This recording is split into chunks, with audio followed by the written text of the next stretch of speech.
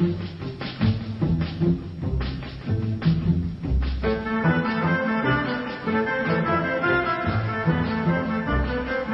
weeks, General MacArthur had been eyeing the port at Incheon for a counterstrike. Incheon was nestled along the shores of the Yellow Sea. It was the closest port to Seoul and a major supply center. But it was deep in enemy territory and laden with natural obstacles, such as the 33-foot shift between high and low tide, the largest in the world. To make matters worse, Air Force flyovers revealed that the islands in the harbor were guarded by North Korean troops. The hazards were tremendous. Naval commanders protested the plan, but MacArthur was adamant. He sent a telegram to the Pentagon on September 6th that read, "There is no question in my mind as to the feasibility of the operation, and I regard its chance of success as excellent.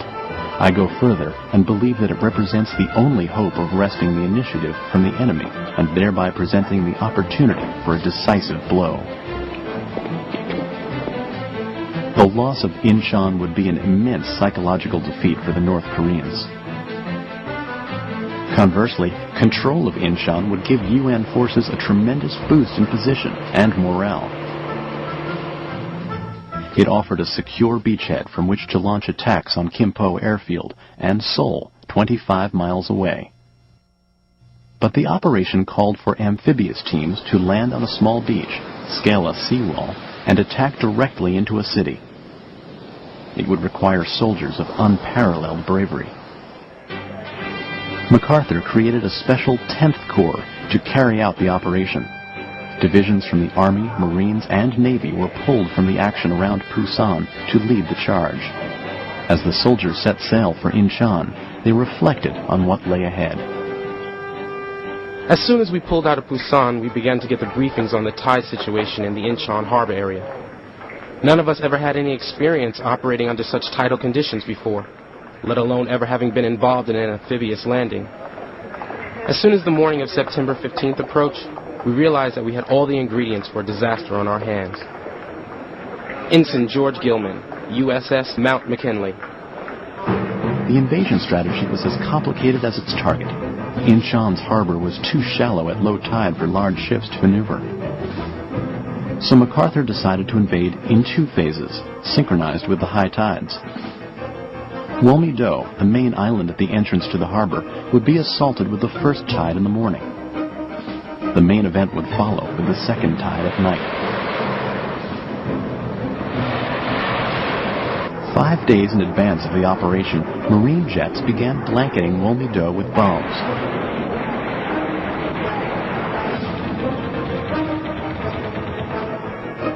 Two days before, surface ships joined in.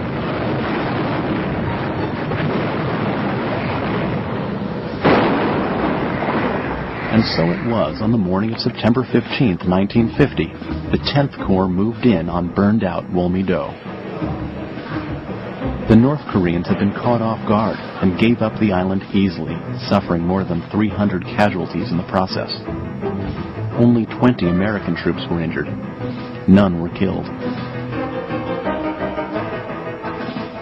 For the next 11 hours, the 10th Corps Infantry waited for the tide to roll back.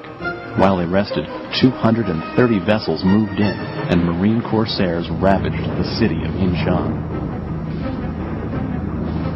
Troops on Wolmi-do watched the air assault unfold. Reporter Jack Siegel was there to record the reaction. Yeah, what do you think of those Marine corsairs? Now, those Marine corsairs are pretty swell things to have around. Here comes another one of them down on the other side of that hill. Now, there go two rockets. Look at that man. He went right down over the rim of the hill. He's over on his side, now coming directly over it. As the evening approached, the 10th Corps unleashed the main thrust of the invasion. The landing targets were Red Beach near the heart of the city and Blue Beach to the south. Heavy naval and air bombardment cleared the path ahead of them.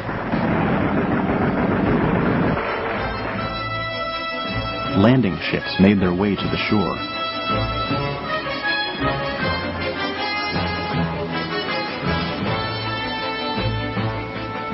tanks and heavy equipment were unloaded onto the beaches. Infantrymen prepared to infiltrate the city on foot.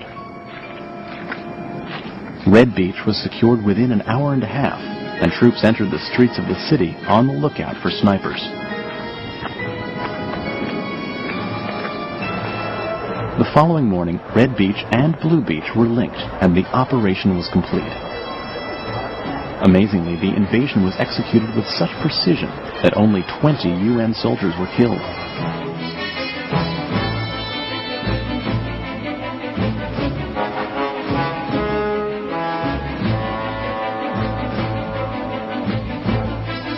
MacArthur's gamble was a rousing success, and no one was more delighted than the great general. But his thoughts quickly turned to the real prize that lay just over the horizon.